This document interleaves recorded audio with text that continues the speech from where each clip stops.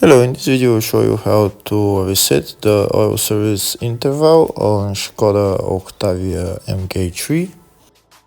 Resetting the oil service interval can be done with the scan tool or from the dashboard. Here I'll show you how it's done from the dashboard. First I'm going to turn the ignition on to show you that it's the oil service interval needs to be reset. We can see oil change now, so now I'll show you how to remove this warning sign. First we turn the ignition off, then we press and hold this set button while we turn the ignition on. We keep holding the set button until the reset oil change service comes on, and then we release the set button, we press it again and it's set service reset.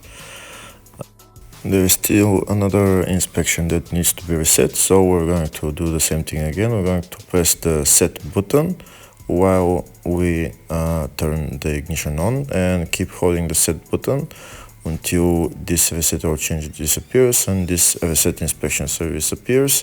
Then we release it, press the set button again, and then the oil change service is reset.